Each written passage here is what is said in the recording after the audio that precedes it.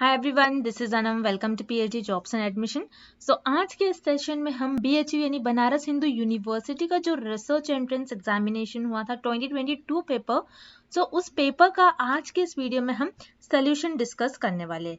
Okay, तो मैं आपको इस पेपर में आज का जो हमारा वीडियो होगा, इस पेपर में जो भी क्वेश्चंस आए थे रिसर्च मेथोडोलॉजी से रिलेटेड, उन क्वेश्चंस को आज के इस सेशन में अच्छे तरीके से डिटेल में एक्सप्लेन करने वाली हूँ, क्योंकि कई स्टूडेंट्स के मुझे क्वेरीज आए थे, कई स्टूडेंट्स के मुझे कमेंट आए थे।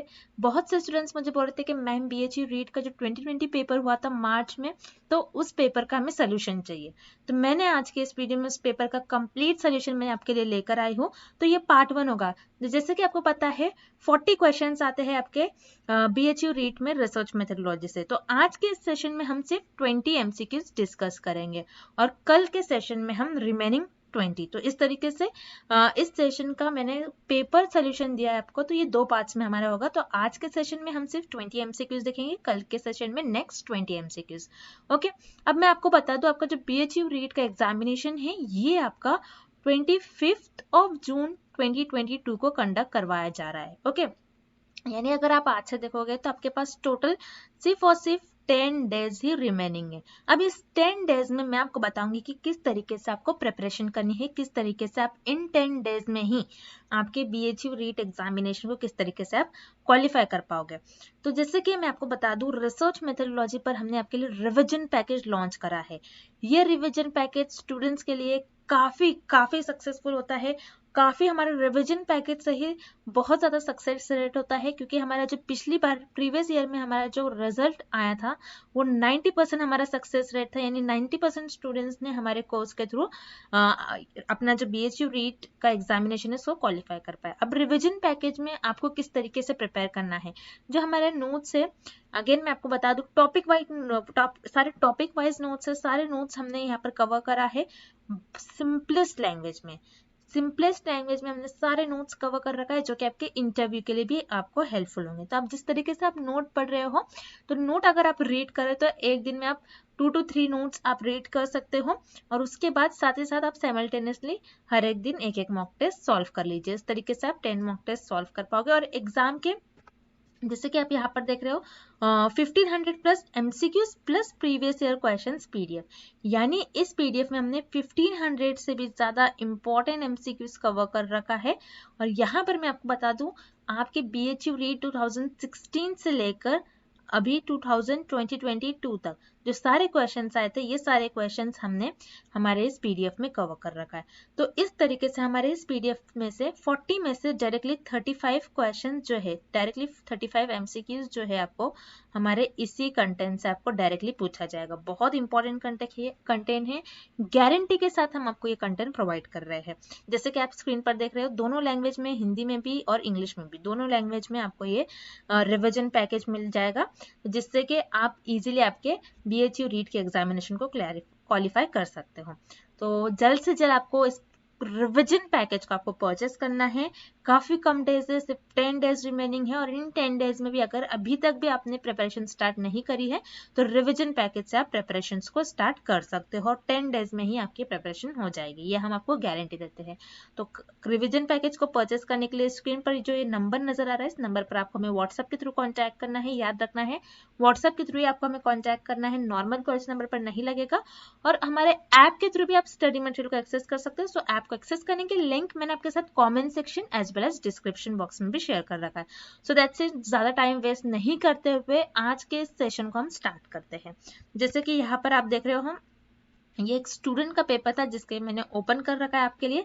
इसी पेपर को सारे क्वेश्चन देखेंगे, आपको समझ में भी आ जाएगा कि किस तरीके से आपको एग्जामिनर क्वेश्चन पूछते हैं। ओके, तो ये सारा आपको पेपर फॉर्मेट इस तरीके से आपको पेपर आता है। जैसे कि आप लेफ्ट साइड में देख रहे हो, आपकी आईडी, पार्टिसिपेंट आईडी, आपका नेम होगा। ओके, आपका सेंटर कहाँ है ये भी होगा। देन उसके बाद डेट, किस डेट को होगा। जैसे कि आप देख रहे हो स्क्रीन पर, ये जो एग्जामिनेशन है ये आप देख सकते हो 16 मार्च 2022 को एग्जाम ये हुआ था आपका, ओके, जो कि रिसेंटली हुआ था 16 मार्च 2022 को। ओके, ये 2021 सेशन का पेपर है, लेकिन ये 2022 में ये एग्जाम कंडक्ट करवाया गया था। आप स्क्रीन पर देख सकते हो 2 आवर्स का आपका पेपर है, 4:30 से 6:30 PM के बीच में। ओके, अब जैसे कि यहाँ पर मैंने आपको बता दिया कुछ इस तरीके से आपका फॉर्मेट होता है, आपका पेपर को आपको कुछ इस तरीके से देखने मिलेगा। ठीक है, तो यहाँ पर हम 1 बाय 1 सारे क्वेश्चंस को सॉल्व करेंगे। जैसे आप स्क्रीन पर देख रहे हो, क्वेश्चन नंबर 1 है the area of rejection region for a two tail test in comparison with area of the one tail test for the same level of significance will be. तो ये क्वेश्चन क्या पूछ रहा है, हमें पहले वो समझना चाहिए। बहुत ही सिंपल क्वेश्चन है। अगर मैं इसका एक्सप्लेनेशन दूंगी तो आप बोलोगे मैम बहुत ही सिंपल क्वेश्चन है, लेकिन आप जब क्वेश्चन रीड कर रहे हो तो आपको लग रहा है बहुत डिफिकल्ट क्वेश्चन है, लेकिन बहुत ही सिंपल क्वेश्चन है। क्वेश्चन क्या बोल रहा है कि जो rejection region, two tail test और वन टेल टेस्ट के जो रिजेक्शन रीजन है उनके एरिया का हमें यहाँ पर कंपेयर करना है। उनके एरिया को यहाँ पर हमें कंपेयर करना है कि टू टेल टेस्ट या फिर वन टेल टेस्ट, दोनों में से यहाँ पर जैसे कि आप देख रहे हो कंपैरिजन करा जा रहा है। पहले तो आपको ये समझना चाहिए यहाँ पर मेन किस चीज की बात हो रही है, कंपैरिजन की बात। किसके कंपैरिजन की बात हो रही है आपको ये समझना चाहिए। तो area of rejection region of two tail, तो हमें ये बताना है कि टू टेल टेस्ट जो है, टू टेल टेस्ट का जो रिजेक्शन रीजन का एरिया होता है, क्या ये ज्यादा होता है या फिर कम होता है, तो या फिर ये बड़ा होता है या क्या, या फिर छोटा होता है वन टेल टेस्ट के रिजेक्शन रीजन के एरिया से। ये हमें पता करना है कब, हमें सिचुएशन, हमें कंडीशन भी दी गई है जब सेम लेवल ऑफ सिग्निफिकेंस हो।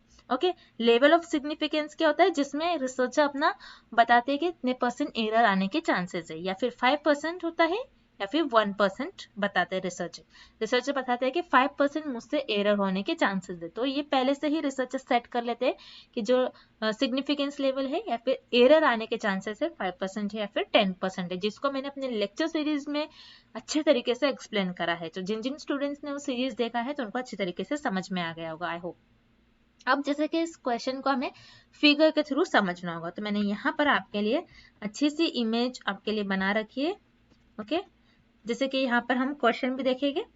क्वेश्चन हमें बोल रहा है, जैसे कि मैंने आपको बताया कंपैरिजन के लिए हमें कंपेयर करना है टू टेल टेस्ट के जो रिजेक्शन रीजन का एरिया है। जैसे कि यहाँ पर आप देख रहे हो, मैंने फिगर आपको अच्छी तरीके से बताया, इस तरीके से आपका डिस्ट्रीब्यूशन होता है।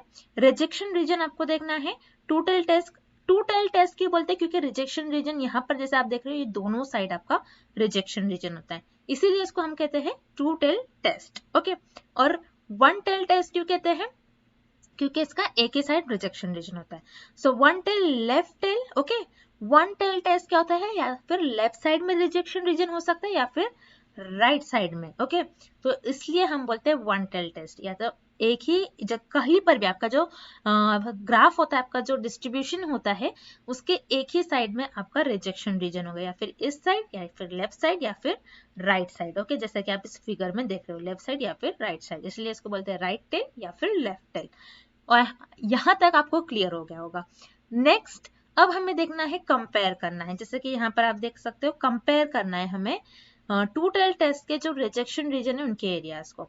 अब जैसे मान लीजिए फॉर एग्जाम्पल मैं रिसर्चर हूँ, रिसर्चर ने ये डिसाइड करा है यहाँ पर कि मैं 5% सिग्निफिकेंस लेवल है, यानी 5% एरर आने के चांसेस है, मैंने ये सेट कर लिया। तो अगर यहाँ पर रिजेक्शन मुझसे 5% हो गया है, यानी एरर मुझसे, सॉरी, सिग्निफिकेंस लेवल 5% है, यानी एरर मुझसे 5% हो रहा है, तो टू टेल टेस्ट में हम एरर को किस तरीके से डिस्ट्रीब्यूट करेंगे, आधा यहाँ पर आधा इस तरफ, यानी 2.5 यहाँ पर और 2.5% यहाँ पर, तो ये दोनों को मिलाकर आप देखोगे तो 5% होता है। तो जैसे आप देख रहे हो, अगर आप एक्चुअल ग्राफ देखोगे तो एक्चुअल ग्राफ आपको कुछ इस तरीके से दिखेगा, और मैं आपको ये बता रही हूँ, यहाँ पर अगर 2.5 है तो यहाँ पर 2.5 आएगा एक्चुअल, और यहाँ पर 2.5। तो इस तरीके से यहाँ पर टू टेल टेस्ट में रिजेक्शन रीजन जो है कुछ इस तरीके से आएगा, अगर मैंने सिग्निफिकेंस लेवल जो है मेरा ये 5% रखा है, यानी एरर होने के चांसेस 5%, रिजेक्शन रीजन का एरिया कुछ इस तरीके से। अब उसी तरीके से मान लीजिए वन टेल टेस्ट का जो रिजेक्शन रीजन है, ग्राफ कुछ इस तरीके से है। ठीक है, अब यहाँ पर ग्राफ जो है अगर आप देखोगे 5% बोल रहे हैं, 5% हमने सिग्निफिकेंस लेवल ले लिया, तो 2.5 अगर मान लीजिए इस साइड आ रहा है तो 5 किस साइड आएगा, इस साइड आ जाएगा। ओके, 5% इस साइड आ जाएगा। तो जैसे कि आप देख रहे हो, अगर वन टेल टेस्ट है तो यहाँ पर ज्यादातर एरिया जो रिजेक्शन रीजन का है, ये आपका ग्राफ का ज्यादा एरिया डिस्ट्रीब्यूटेड है। ओके, बस इतना ही आपको यहाँ पर ध्यान रखना है, क्योंकि आप यहाँ पर देख रहे हो, यहाँ पर ये थोड़ा सा रीजन है और यहाँ पर ये थोड़ा सा रीजन है। लेकिन अगर आप वन टेल टेस्ट में देखोगे तो रीजन जो है आपको यहाँ पर दिख रहा होगा, ज्यादातर आपका ग्राफ जो है ये रिजेक्शन रीजन की तरफ चला गया है, जिससे कि आपके जो ज्यादातर एरिया है आपका यहाँ पर रिजेक्शन रीजन में आ रहा है, और जो ये रिमेनिंग है ये आपका एक्सेप्टिंग रीजन है, जिसको आप एक्सेप्ट कर रहे हो, रिजेक्ट नहीं कर रहे हो। तो आपको ये समझना है। तो जैसे कि आप देख रहे हो, वन टेल टेस्ट का जो रिजेक्शन रीजन एरिया है ये ज्यादा है as compare to two tail test. Okay, यानी टू टेल टेस्ट के जो रिजेक्शन रीजन है ये कम है as compare to one tail, क्योंकि यहाँ पर हमें किससे कंपेयर करना है, टू टेल टेस्ट से हमें कंपेयर करना है वन टेल टेस्ट के रिजेक्शन रीजन के एरिया को। ओके, तो यहाँ पर आपको टू टेल टेस्ट के को पहले कंपेयर करना है। ठीक है, टू टेल टेस्ट के जो रिजेक्शन एरियाज है ये स्मॉलर है किससे, वन टेल टेस्ट है। तो इसीलिए जैसे कि यहाँ पर हम क्वेश्चन पर फिर से आते हैं, यहाँ पर आप देख रहे हो आपका जो राइट आंसर है यहाँ पर है स्मॉलर। ओके, स्मॉलर होता है रिजेक्शन रीजन किसमें, टू टेल टेस्ट में। ओके, टू टेल टेस्ट में आपके जो रिजेक्शन रीजन होता है, रिजेक्शन रीजन का जो एरिया होता है स्मॉल होता है as compare to one tail test. आपको ये याद रखना है। ओके, तो ये करेक्ट आंसर यहाँ पर होगा smaller, option 3। Next question, again बहुत सिंपल क्वेश्चन है। The value of middle position in a distribution values is called. Distribution के मान लीजिए आपका ये कुछ इस तरीके से आपका डिस्ट्रीब्यूशन है। ठीक है, तो ये डिस्ट्रीब्यूशन के हमें पूछ रहा है middle position. Okay, middle position यानी आपको याद रखना है डिस्ट्रीब्यूशन के मिडिल पोजीशन को हम क्या कहते हैं, मीडियन। ओके, मिडिल पोजीशन जो हमको मिडिल पॉइंट बताते हैं, मिडिल रीडिंग, डिस्ट्रीब्यूशन के एग्जैक्ट मिडिल पॉइंट को हम कहते हैं मीडियन। ओके, तो इसीलिए यहाँ पर पॉइंट 3 या फिर ऑप्शन 3 राइट आंसर है। अब मोड किसे कहते हैं, मोड आपके डिस्ट्रीब्यूशन में ऐसी वैल्यू, ऐसी फ्रीक्वेंसी जो सबसे ज्यादा बार रिपीट हो रही है, मैक्सिमम बार वो वैल्यू रिपीट हो रही है। जैसे मान लीजिए मैंने आपको एक डेटा दिया 4 4 8 2 अगेन 4 एंड 3, तो इस डेटे में अगर आप देखते हो कि 4 कितनी बार रिपीट हो रहा है, 1 2 3, और ऐसा कोई भी नंबर नहीं है जो रिपीट नहीं हो रहा है। तो इस डेटे के मेरी मोड क्या हो जाएगी, मोड वैल्यू 4, क्योंकि मोड मतलब क्या होता है, आपके डेटे में ऐसी वैल्यू जो मैक्सिमम बार रिपीट हो रही है उसे हम कहते हैं मोड। मीडियन यानी आपके डेटे के मिडिल पोजीशन, मिडिल वैल्यू, और मीन यानी आपके डेटे की एवरेज वैल्यू। ये यानी ये जो डेटा मैंने आपको दिया है इसका आप एवरेज निकालोगे, यानी इस डेटा को ऐड करोगे जितने पॉइंट्स है उससे आप उसको डिवाइड कर दोगे, 1 2 3 4 5 6 नंबर से आप उसको डिवाइड कर दोगे, और जो आपका एवरेज आ जाएगा उसे कहते हैं हम मीन। अब इस क्वेश्चन में हमें मिडिल पोजीशन पूछ रहा है, इसीलिए मिडिल पोजीशन को हम कहते हैं मीडियन। सिंपलेस्ट क्वेश्चन है, बहुत इजी क्वेश्चन है। अगेन मैं आपको बता दूं ये भी हमारे रिविजन पैकेज का क्वेश्चन है। नेक्स्ट अगेन बहुत इंटरेस्टिंग क्वेश्चन है, बहुत सिंपल है। अगेन बस आपको डिफिकल्ट है, लिटिल बिट डिफिकल्ट है समझने में कॉन्सेप्ट, लेकिन मैं आपको सिंपलेस्ट वे में बता दूंगी। अब क्वेश्चन क्या पूछ रहा है, what is the appropriate measure of dispersion to repeat when median is reported as the measure of central tendency for a given set of data।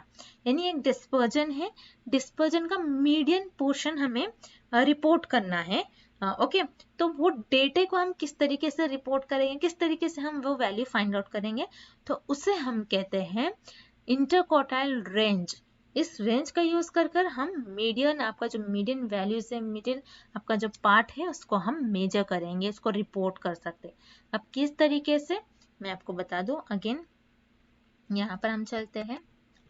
अब इंटरक्वार्टाइल रेंज क्या होता है ये हम समझते हैं। जैसे कि क्वेश्चन में आपको पूछा गया था कि मीडियन, मिडिल आपका जो मिडिल पोर्शन होता है, मिडिल आपकी जो वैल्यूज होती है, सेंट्रल आपके ग्राफ का जो सेंट्रल एरिया होता है उसको आप रेंज करते हो, उसको आप फाइंड आउट करते हो कि मिडिल में कितना डेटा है आपके पास, उससे हम कहते हैं इंटरक्वार्टाइल रेंज। तो आप जैसे कि यहाँ पर ग्राफ देख रहे हो, मान लीजिए ग्राफ में आपका टोटल 100 पॉइंट्स, 100% डेटा आपने पूरे आपका जो डिस्ट्रीब्यूशन है उसमें डिस्ट्रीब्यूट कर दिया। ओके, तो आपका 0 यहाँ पर आ रहा है, 0% यहाँ पर आ रहा है, तो 25% यहाँ पर आता है।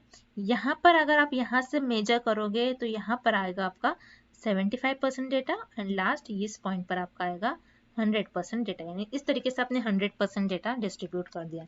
तो इस डेटा डिस्ट्रीब्यूशन को, जैसा कि हम कह रहे हैं, इसको बोलते हैं हम क्वार्टाइल।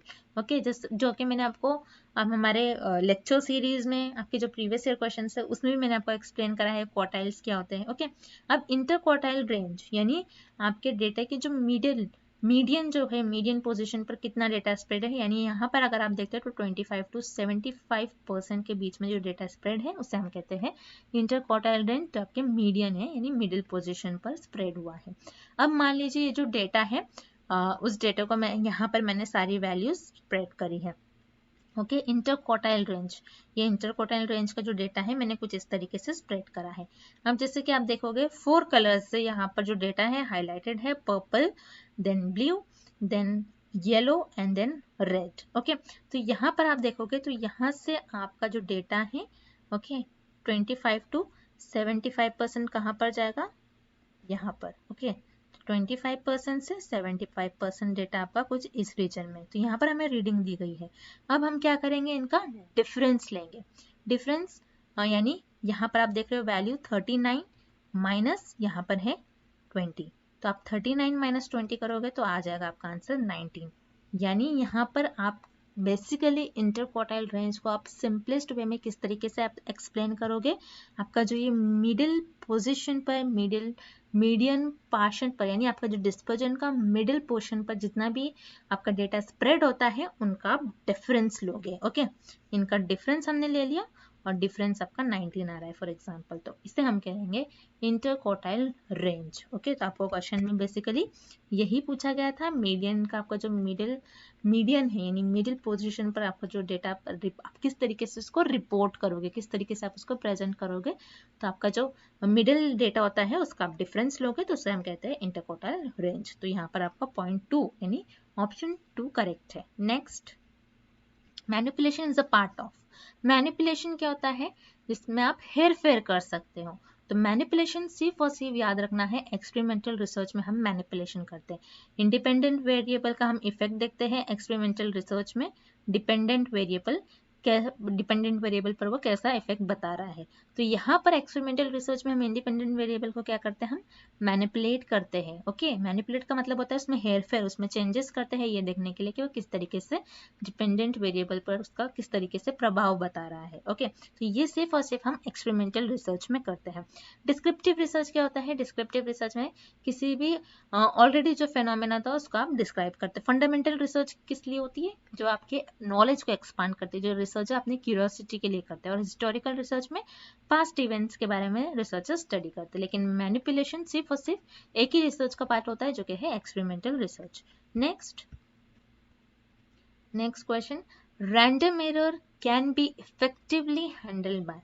सो यहाँ पर हमें पूछ रहा है कि रैंडम एरर को हम किस तरीके से हैंडल करेंगे। तो मैं आपको बता दूं, एरर जो है ये दो टाइप के होते हैं, एक होता है रैंडम एरर, याद रखना है बहुत इंपॉर्टेंट है, और दूसरा होता है सिस्टमैटिक एरर। ओके, पहला होता है आपका रैंडम एरर और दूसरा होता है आपका सिस्टमैटिक एरर। ओके, अब रैंडम एरर क्या होता है, रैंडम एरर किसी भी पोजीशन पर जाता है, आपके दोनों पोजीशन पर रैंडम एरर होगा। ओके, अब जैसे मान लीजिए फॉर एग्जांपल आप किसी पर्सन का वेट मेजर कर रहे हैं, उसका एक्चुअल वेट जो है 50 है, तो अगर रैंडम एरर अकर हो रहा है तो वेट क्या हो सकता है 49.9, ये आपका एरर आ सकता है। ओके, एक्चुअल वेट नहीं आ रहा है आपका, जो 50 है वो नहीं आ रहा है, क्या आ रहा है 49.9, 49.2 आ रहा है कभी, या फिर 50.1, 50.2। ओके, तो ये हम किस में इस एरर को हम किस में इंक्लूड करेंगे, रैंडम एरर। रैंडम एरर दोनों पोजीशन में अकर होता है। ओके, जो आपका 50 वेट था ये एक्चुअल था, उससे कम आ सकता है, उससे ज्यादा भी आ सकता है, तो ये रैंडम एरर है। अब सिस्टमैटिक एरर क्या होता है, सिस्टमैटिक एरर सिर्फ और सिर्फ वन डायरेक्शन में होता है, याद रखना है, बहुत इंपॉर्टेंट है, क्योंकि इस बार आपको रैंडम एरर पूछा गया था, तो आप सिस्टमैटिक एरर पर क्वेश्चन आपको पूछ सकता है एग्जामिनर। अब सिस्टमैटिक एरर क्या होता है? जो वन डायरेक्शन में होता है। अब जैसे मान लीजिए, जैसे हमने यहाँ पर बैठ लिया 50, तो एक ही डायरेक्शन में आपका एरर होगा, जैसे 50.1, 50.2, 50.3, ये 49.1 इस तरीके से नहीं होगा, दोनों भी डायरेक्शन में नहीं होगा, या तो 49.1, 49.2 ऐसा एरर आ सकता है, या फिर सिर्फ 50.1, 50.2। ओके, दोनों नहीं आ सकते, यानी जैसे यहाँ पर रैंडम में कभी 49 आ रहा था रेंज में, कभी 50.1, 52 भी आ सकता है। ओके, तो रैंडम यानी किसी भी डायरेक्शन में आपका एरर हो रहा है, तो आप इसे किस तरीके से हैंडल कर सकते हो? तो आपको याद रखना है सिर्फ और सिर्फ adequate sample size. Adequate sample size यानी जितना बड़ा आप, जितना ज़्यादा सैंपल साइज लोगे, उतना आपका एरर कम आने के चांसेस होंगे। तो जनरली जो रैंडम एरर होता है, उसमें आपको जो सैंपल साइज आप चूज करते हो, उसका साइज आप ज़्यादा लोगे, ताकि एरर होने के चांसेस कम हो। तो इस तरीके से आपको याद रखना है, रैंडम एरर को रिसर्चर कभी भी सैंपल साइज को और सैंपल की जो साइज होती है उसको इंक्रीज करते हैं, ताकि उनको एरर कम से कम मिले। तो इस क्वेश्चन का आपका राइट ऑप्शन हो जाएगा option 4। Okay, next, then question number 6, in an experimental study of the effect of time spent on studying on grade, time spent studying would be the। तो इस क्वेश्चन में हमें ये पूछा जा रहा है कि एक्सपेरिमेंटल स्टडी परफॉर्म करी, ये देखने के लिए कि जो स्टूडेंट्स हैं उन्होंने टाइम स्पेंड करा स्टडी करने के लिए, ताकि उनके ग्रेड्स पर इफेक्ट देखा जाए। तो यहाँ पर जो टाइम स्पेंड है, ये क्या होगा इस स्टडी में, ये बताना है हमें। ओके, जैसे कि यहाँ पर आप देख रहे हो time spent on study. Okay, time spent on studying, तो ये क्या होगा इस केस में? इसको हम इसमें एक्सपेरिमेंटल रिसर्च परफॉर्म करेंगे, टाइम स्पेंट ऑन स्टडी, ये हमें देखना है ये क्या होगा, किस लिए? ताकि ग्रेड्स परफॉर्म देखे, स्टूडेंट्स के जो ग्रेड्स है वो हम मेजर कर सके। तो यहाँ पर देख रहे हो टाइम स्पेंड डिपेंडेंट वेरिएबल हो जाएगा और डिपेंडेंट वेरिएबल हो जाएगा ग्रेड। तो टाइम स्पेंट ऑन स्टडी यानी कितना टाइम स्पेंड करें। अब जैसे मान लीजिए 100 स्टूडेंट्स है, ऐसा तो नहीं होगा कि 100 के 100 स्टूडेंट्स ने एक ही टाइम में स्टडी करी हो, नहीं, किसी एक स्टूडेंट्स ने 2 आवर्स स्टडी परफॉर्म करी होगी, किसी ने 3 आवर्स, किसी ने 5 आवर्स, किसी ने 6 आवर्स।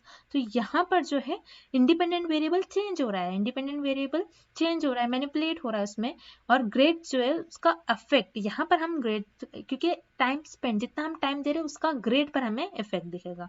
तो टाइम स्पेंड स्टडी में क्या हो जाएगा? Independent variable. तो यहाँ पर आपका ऑप्शन नंबर 2 करेक्ट हो जाएगा।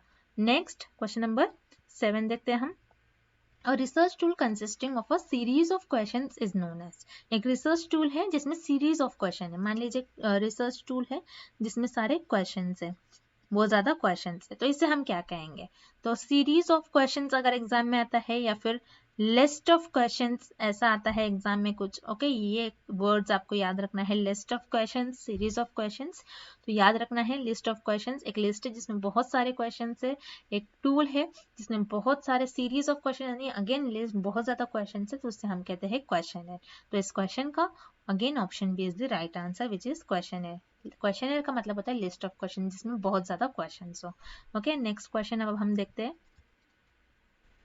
Question number 8, the technique in which individual is presented with a stimulus and asked to respond with the first thing that comes to mind is known as। तो इस question में हमें क्या पूछा जा रहा है?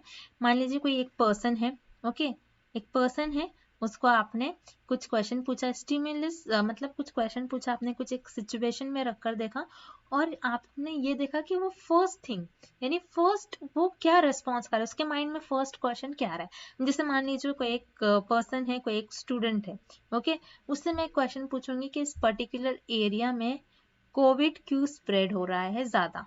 तो मान लीजिए कोई स्टूडेंट्स है, उनका फर्स्ट जो क्वेश्चन आएगा उनके माइंड में, तो यही होगा कि हो सकता है वहाँ पर सोशल डिस्टेंसिंग जो है वो फॉलो नहीं कर रहे हैं लोग, हो सकता है मास्क का ज़्यादा यूज़ नहीं करा जा रहा है। ओके, तो ये सारे क्वेश्चन उनके माइंड में फर्स्ट आ सकते हैं।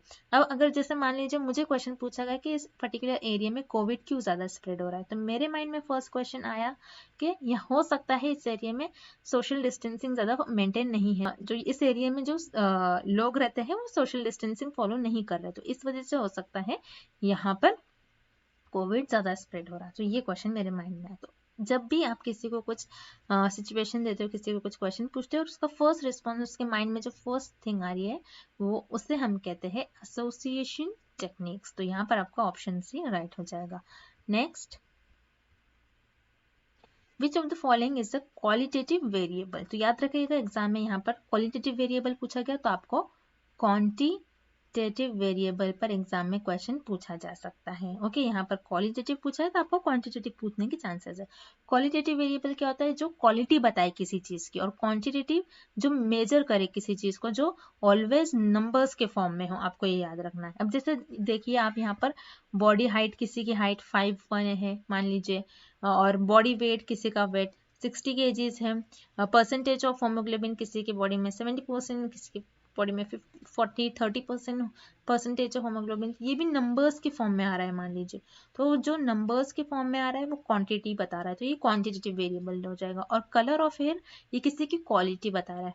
मान लीजिए किसी पर्सन का जो हेयर कलर है वो ब्लैक है, किसी का ब्लू है, किसी का ग्रीन है मान लीजिए, तो यहाँ पर ये क्या बता रहा है? क्वालिटी। तो क्वालिटेटिव वेरिएबल का मतलब होता है जो किसी चीज की क्वालिटी बताता है। तो यहाँ पर आपका ऑप्शन भी राइट हो जाएगा। Next question, open-ended group discussion that promotes discussion among the participant is called। तो यहाँ पर क्या हो रहा है? ग्रुप में डिस्कशन हो रहा है। ओके, जैसा कि हम देख रहे हो ग्रुप डिस्कशन बताया गया है ओपन एंडेडली, यानी कोई टॉपिक लिया गया मान लीजिए और उस पर डिस्कशन हो रहा है किसी एक टॉपिक पर। ओपन एंडेड यानी एक आपके पास कुछ क्वेश्चन नहीं कि इसी को देखकर आपको क्वेश्चन पूछना, ऐसा कुछ नहीं है। आप कोई भी रैंडमली क्वेश्चन किसी भी टॉपिक पर ओपनली कोई आप क्वेश्चन कर रहे हो ग्रुप में, तो उसे कहते हैं focus group discussion. Focus group discussion में आप जनरली क्या करते हो? 4 to 5 एक्सपर्ट्स का आप ग्रुप बनाते हो और कोई भी एक टॉपिक लेते हो, उस पर डिस्कस करते हो। ओके, मान लीजिए कोई एक डिसीज है, उस पर आपने हार्ट डिसीज है तो आपने हार्ट स्पेशलिस्ट को बुलाया है 4 to 5 और उस पर डिस्कशन हो रहा है, उसके थ्रू रिसर्च करी जाए, तो उसे हम कहते हैं focus group discussion. Next question हम देखते हैं। Then question number 11। Question number 11 में हमें पूछ रहा है what is P value stands for. P value का हमें फुल फॉर्म पूछ रहा है। पी वैल्यू का फुल फॉर्म होता है प्रोबेबिलिटी वैल्यू। बहुत इंपॉर्टेंट क्वेश्चन है, बहुत बार रिपीट हो चुका है क्वेश्चन। पी वैल्यू का मतलब होता है प्रोबेबिलिटी वैल्यू, यानी प्रोबेबिलिटी वैल्यू क्या बताती है हमें कि आपका जो डेटा है ये नल हाइपोथेसिस के अंदर आ सकता है या फिर नहीं आ सकता, ये प्रोबेबिलिटी वैल्यू बताता है। जैसे कि आपके डिस्ट्रीब्यूशन में जो रिजेक्शन रीजन होता है, यानी आपकी नल हाइपोथेसिस को आप रिजेक्ट करते हो, इसीलिए इसे हम कहते हैं रिजेक्शन रीजन। तो यही आपको पी वैल्यू बताता है। ठीक है, ये मैंने आपको जो लेक्चर सीरीज है उसमें डिटेल में एक्सप्लेन करा है। इसी सेम क्वेश्चन को हमारे कंटेंट में भी यही क्वेश्चन है।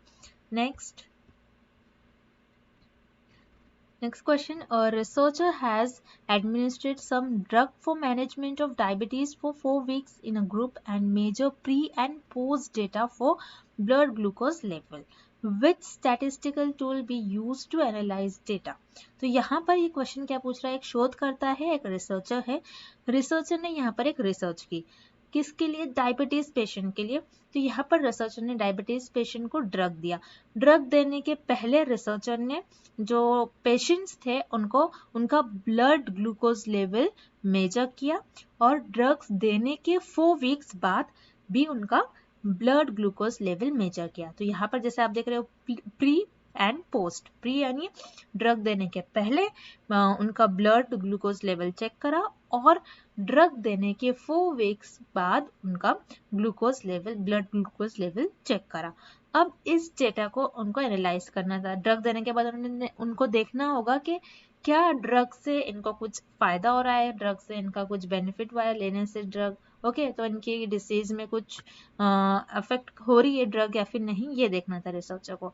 तो याद रखना है यहाँ पर रिसर्चर कंपेयर कर रहे हैं प्री यानी डिसीज के ड्रग देने के पहले ब्लड ग्लूकोज लेवल चेक करा उन्हें, एंड नेक्स्ट पोस्ट यानी ड्रग दिया है, जो पार्टिसिपेंट्स को ड्रग दिया है उसके बाद उन्होंने ब्लड ग्लूकोज लेवल चेक करा। तो यहाँ पर आप देख रहे हो प्री एंड पोस्ट दो वेरिएबल है, दो वेरिएबल को यहाँ पर कंपेयर करा गया। तो इसीलिए ये स्टैटिस्टिकल टूल यानी इस डेटा को एनालाइज करने के लिए रिसर्चर पेयर टी टेस्ट इस टेस्ट का यूज करेंगे। पेयर टी टेस्ट याद रखना है, सिंपल डेफिनेशन है, किस लिए यूज करा जाता है, दो वेरिएबल को कंपेयर करने के लिए पेयर टी टेस्ट यूज करा जाता है। ओके, अब एनोवा टेस्ट क्या होता है, एनालिसिस ऑफ वेरिएंस, वेरिएंस को वेरिएबल्स को आप एनालाइज करते हो।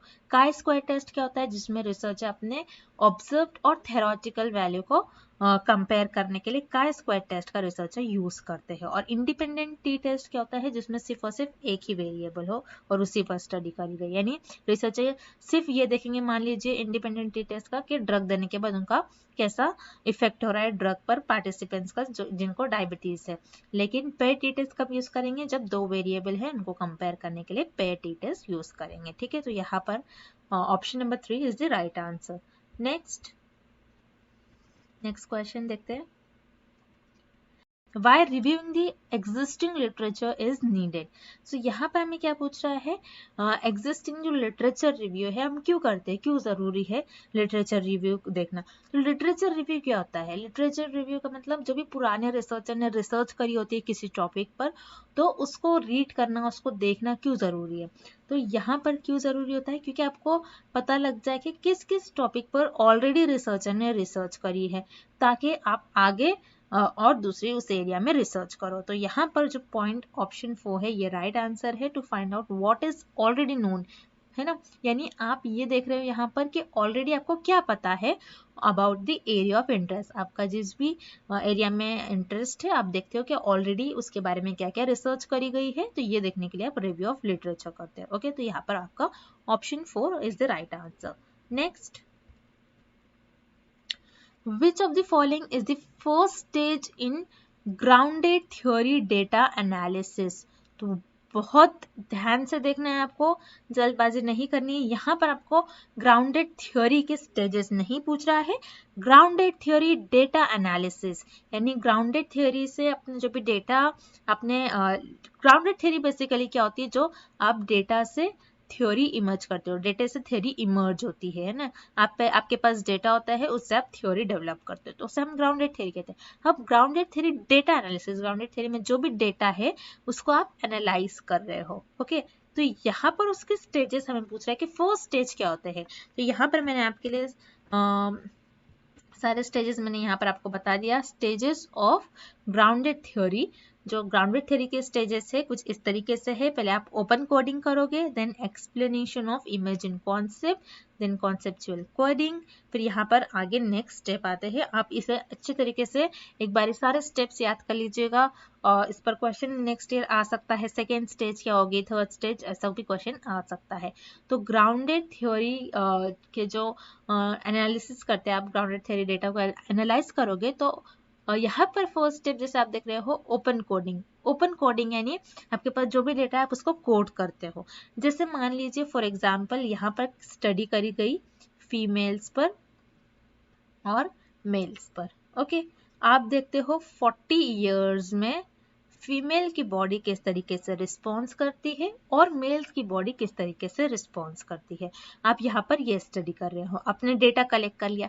अब हर बार फीमेल्स लिखेंगे, आप हर बार मेल्स लिखेंगे, ये पॉसिबल नहीं है। तो मैं क्या करूँगी, फीमेल्स के लिए F रखूंगी, मेल के लिए M रखूंगी। तो यहाँ पर मैंने क्या कर दिया, यहाँ पर डेटे को मेरे कोड कर दिया मैंने F और M से। तो ये बहुत सिंपल एग्जाम्पल थी, जिससे कि आपको इजीली समझ में आ गया होगा कि डेटा को आपको किस तरीके से कोड करना है। तो इसी कोड को, जैसे मैंने फीमेल को F कर दिया, मेल को M कर दिया, तो इसी कोड को हम कहते हैं open coding. Okay, next question हम देखते हैं। अगेन बहुत सिंपल है। If a distribution is described as platykurtic then it is. Again मैंने ये करवाया है, ये हमारे कंटेंट में ये क्वेश्चन है। अगर जिन स्टूडेंट्स ने अच्छे तरीके से हमारे रिवीजन पैकेज को देखा होगा, तो यहाँ पर वो ये क्वेश्चन हमारे रिवीजन पैकेज में है, जिसमें प्लेटिकर्टिक, ये सारा मैंने आपको बता दिया था। जैसे कि यहाँ पर हम फिर से आते हैं, प्लेटिकर्टिक, लेपोकर्टिक, मेसोकर्टिक, ये क्या होता है। तो ये डिस्ट्रीब्यूशन जैसे कि आप देख रहे हो, मेसोकर्टिक जो होता है ये आपका नॉर्मल डिस्ट्रीब्यूशन होता है। जिस तरीके से एक डिस्ट्रीब्यूशन होता है, जिस तरीके से आप देखते हो एक नॉर्मल डिस्ट्रीब्यूशन कुछ इस तरीके से होता है, तो ये आपका होता है मेसोकर्टिक। मेसोकर्टिक यहाँ पर आप देखोगे ग्रीन कलर में बताया गया है। ओके, ग्रीन कलर में ये डिस्ट्रीब्यूशन बताया गया है, तो ये होता है आपका मेसोकर्टिक। अब मेसोकर्टिक के बाद आता है आपका प्लेटिकर्टिक एंड लेप्टोकर्टिक। प्लेटिकर्टिक क्या होती है, जो नेगेटिव वैल्यू बताती है, आपके जो मेसोकर्टिक से कम वैल्यू बताए उससे हम कहते हैं प्लेटिकर्टिक। तो ये इसीलिए इसको नेगेटिव से शो करते हैं, जो कि नेगेटिव वैल्यू बताए। और मेसोकर्टिक जो होता है ये पिक्ड, इसका जो ये यहाँ पर आप देख रहे हो ये पिक्ड, इसका बहुत हाई होता है, इससे हम कहते हैं लिपोकर्टिक, जो कि पॉजिटिव वैल्यू बताता है।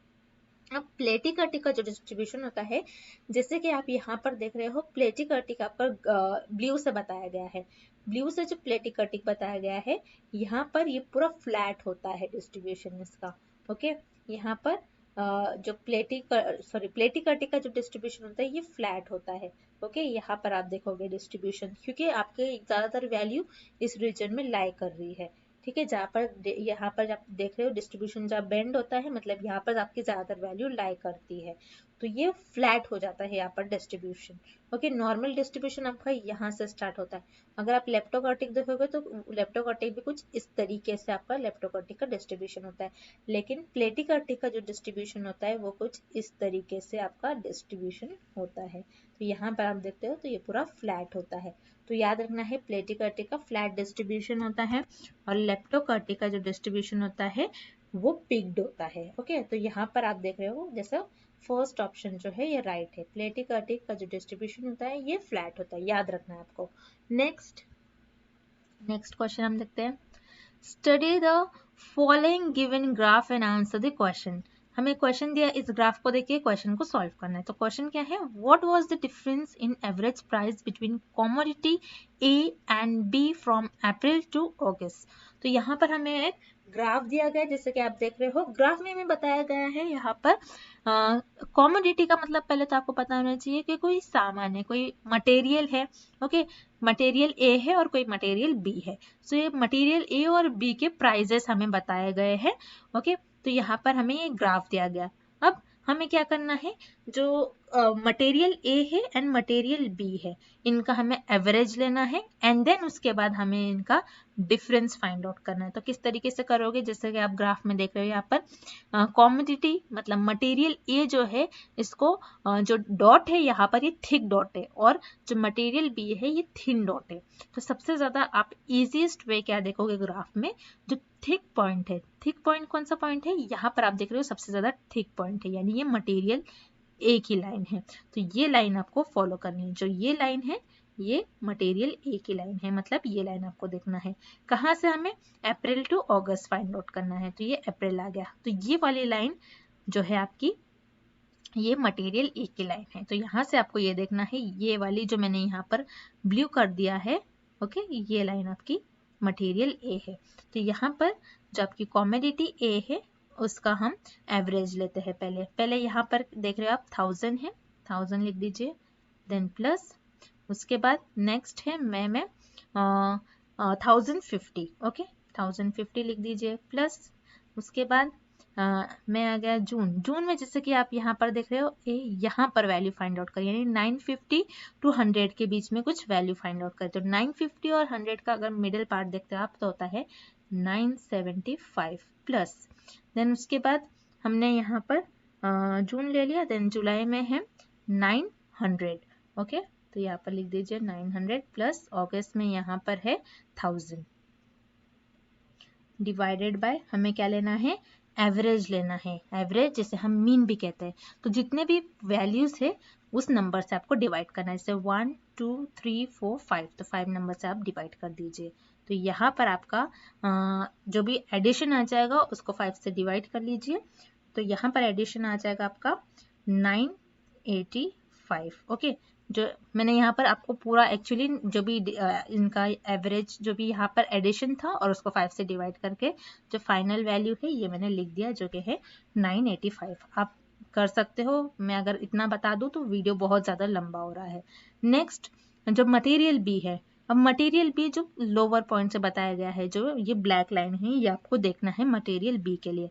अब मटेरियल बी का अप्रैल में जैसा आप देखते हो तो है 1150, ओके, तो आप लिख लीजिए यहाँ पर 1150 प्लस उसके बाद अप्रैल में है 1100 प्लस उसके बाद यहाँ पर हमें जून में देखना है अगेन 1100 प्लस यहाँ पर हमें जुलाई में देखना है जो कि है 1000, ओके, यहाँ पर आप लिख दीजिए 1000 प्लस अगस्त में है अगेन 1000, ठीक है, सॉरी अगस्त में यहाँ पर है 950, तो 950 लिख दीजिए, डिवाइडेड बाय अगेन टोटल कितने मंथ्स का हमने देखा 5, तो डिवाइडेड बाय 5, तो मटेरियल बी का यहाँ पर आप टोटल कर लीजिए एडिशन और डिवाइड बाय 5 कर लीजिए, तो आपका जो फाइनल आंसर आ जाएगा वो आ जाएगा 1060।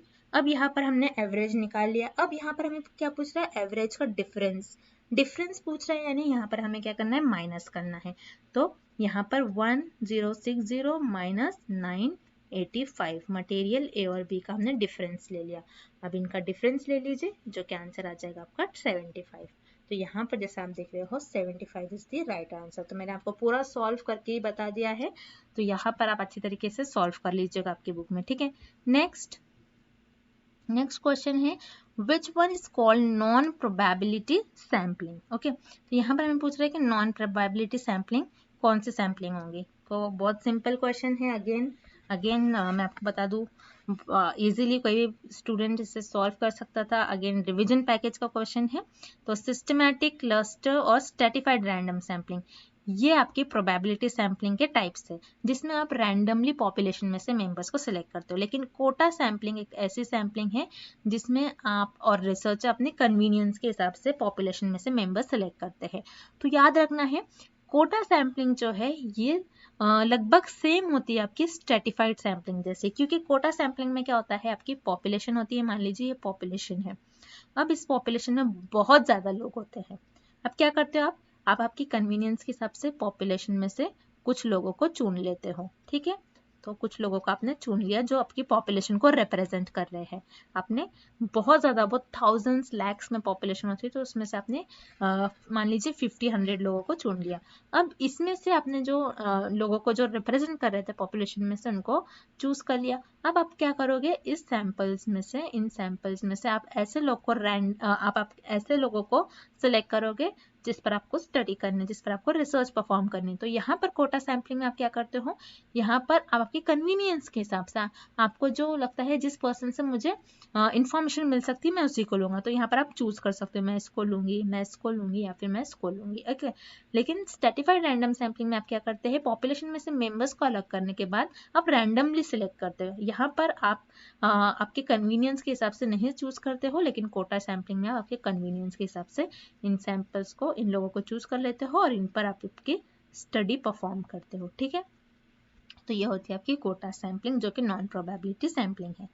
Next, basic research is, basic research क्या होती है, हमें यहाँ पर ये पूछ रहा है। तो याद रखना है बेसिक रिसर्च का दूसरा नाम होता है फंडामेंटल रिसर्च या फिर pure research. Okay, basic research को हम कहते हैं फंडामेंटल रिसर्च या फिर प्योर रिसर्च। तो बेसिक, फंडामेंटल और प्योर रिसर्च क्यों करते हैं, ताकि वो अपनी नॉलेज को इंक्रीज कर सके और अपनी क्यूरियोसिटी को फुलफिल करने के लिए रिसर्चर ये रिसर्च परफॉर्म करते हैं। इसीलिए इस क्वेश्चन का राइट आंसर है ऑप्शन 3, एक्सपांड्स करंट नॉलेज, जो कि हमारे अगेन पैकेज का ही क्वेश्चन है। Next question and last, next question 18 question है, लास्ट नहीं है, 19 है। If the population is heterogeneous, which one of the following probability sampling methods will be suitable?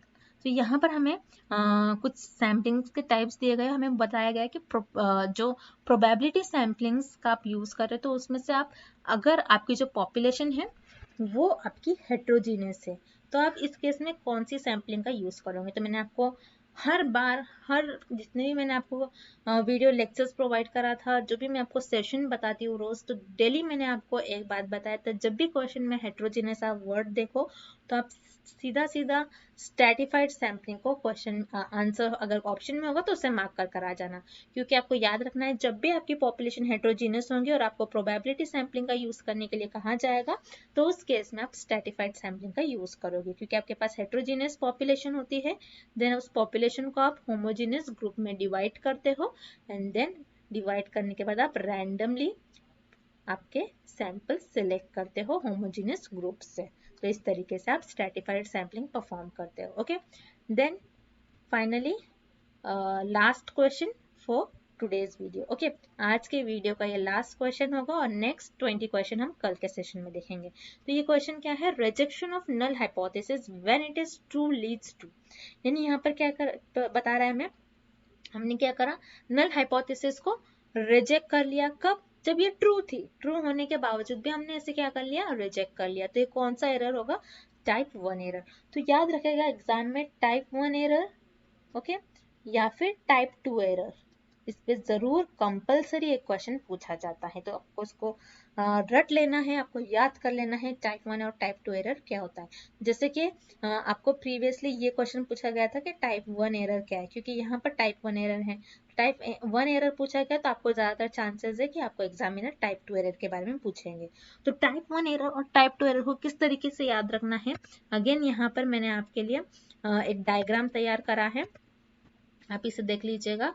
यहाँ ओके, ये क्वेश्चन भी मैंने यहाँ पर रखा है कि आपने क्या करा, नल हाइपोथेसिस को रिजेक्ट कर लिया। कब? जब ये ट्रू थी। तो ये कौन सा एरर होगी, ओके, नल हाइपोथेसिस ट्रू है और आपने उसको क्या कर लिया, रिजेक्ट कर लिया, तो ये कौन सी एरर हो गई, टाइप 1 एरर। उसी तरीके से टाइप 2 एरर क्या होता है, जब नल हाइपोथेसिस आपकी फॉल्स होती है, ओके, फॉल्स होने पर भी आप उसे क्या कर रहे हो, एक्सेप्ट कर रहे हो, तब वो होता है टाइप 2 एरर। तो आपको ये भी याद रखना है, टाइप 1 एरर को अल्फा से डिनोट करा जाता है, टाइप 2 एरर को बीटा से डिनोट करा जाता है। जैसे कि मैं आपको बता दूं, सारे क्वेश्चन को मैंने आपको सॉल्व करवा दिया, 20 क्वेश्चन। नेक्स्ट जो 20 क्वेश्चन है ये हम कल के सेशन में डिस्कस करेंगे। सो इन 20 क्वेश्चन में आपके जो भी डाउट्स है आप मुझे कॉमेंट सेक्शन में पूछ सकते हो। और अगेन जैसे कि मैंने आपको यहाँ पर बता दिया, हमारे कंटेंट का मैंने आपको सारी चीज़ें बता दी, किस तरीके से हमारा रिवीजन पैकेज है। यहाँ पर आपको देखना है रिवीजन पैकेज किस तरीके से मैंने आपको बताया है। सारा रिवीजन पैकेज आप जल्द से जल्द आपको परचेस करना है, क्योंकि 10 डेज में ही हम आपकी प्रिपरेशन कराते हैं। और इस नंबर पर आपको कॉन्टैक्ट करना है, जिससे कि आपको ईजिली ये कंटेंट मिल जाएगा। और आप हमारे ऐप के थ्रू भी स्टडी मटेरियल को एक्सेस कर सकते हैं। सो ऐप को एक्सेस करने के लिंक मैंने आपके साथ कमेंट सेक्शन, हमारे कमेंट सेक्शन में डायरेक्ट लिंक होती है, जिससे कि आप डायरेक्टली उस लिंक पर क्लिक करने के बाद आपको डायरेक्टली 1 ही क्लिक में सारा स्टडी मटेरियल मिल जाएगा। तो आपको कमेंट सेक्शन या फिर आप हमारा डिस्क्रिप्शन बॉक्स पे चेक कर सकते हैं, वहां पर भी मैंने आपके लिए लिंक प्रोवाइड कर रखा है। So that's it and thank you for watching this video.